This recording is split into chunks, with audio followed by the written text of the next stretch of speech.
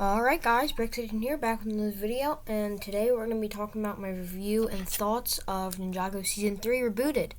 But before we get into that, I would please like to ask you to please subscribe and like the video. It would really mean a lot. These videos take a lot of effort to make and record, so it'd be really appreciated. But now we have that over, let's get into my thoughts. So, Ninjago Rebooted Season 3 was what the title is. It was a reboot of Ninjago, because the series was supposed to end after Season 2. But then fans were very upset and complained to LEGO and wrote to them, emailed them, called them, and pretty much anything you can do. And they were complaining, and parents were complaining that their kid was sad, and they were sad because Ninjago was gone. And it was about a year and a half gap between this and Season 2. And that was a big gap, so LEGO had time to make it. And it only ended up being, I'm pretty sure, 10 episodes, which is 3 episodes shorter than the original season, the first 2 seasons. And it was different for LEGO fans, and a lot of people didn't watch it. But personally, this is my favorite Ninjago season. And they explore a lot of new things. They explore the different parts of Ninjago. They explore more about the history of the Overlord, because of course he returned in a more digital form. And it was just a whole new concept for the Overlord. I mean, I don't think there were many shows back then that they had their main antagonist being a digital file. And it was just nice because they brought back a bunch of characters that were presumably dead, like Pythor. They brought him back, and that was a huge thing. That minifigure's worth a lot. He is a very good part of the season. I enjoy him being a mysterious someone who they need to figure out over time who stole the Overlord file. And I liked the concept of the Technoblades. Those are really cool in my perspective. I think that it was an amazing idea for them to create a weapon that's not necessarily a weapon. It hacks things, and they were able to hack the vehicles to get their own vehicles. They could hack any technology at the time, and that was just a really cool concept, because I don't think many companies took that idea. I mean, normally if the ninja had a weapon, it was supposed to be, oh yeah, they can fight with it, but this necessarily wasn't a fighting weapon. It was just to give them technology boost, and that was a really cool concept. And I'm going to mention this a lot throughout the series, but this season didn't have that many plot points, which I enjoy. I mean, it only had 3 or 4. It had who's the Golden Master, who stole the file, and to stop the Overlord from getting Lloyd's power. That's 3, and technically those could all tie into each other and only be one plot point, and that's something I enjoy. I don't like when there's 20 plot points they're trying to balance.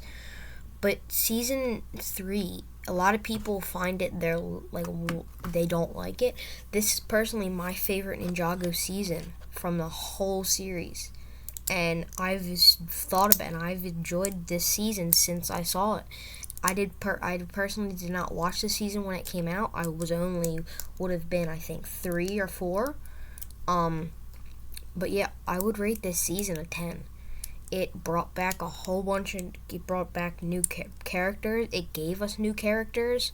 I mean, the Sensei Garmadon was just awesome. That was an awesome storyline with him and Lloyd going off to Hiroshi's Labyrinth, and Sensei Garmadon not fighting anymore because he thinks he shouldn't, to make rights for all the wrongs he did when he was Lord Garmadon. And I think that's sweet.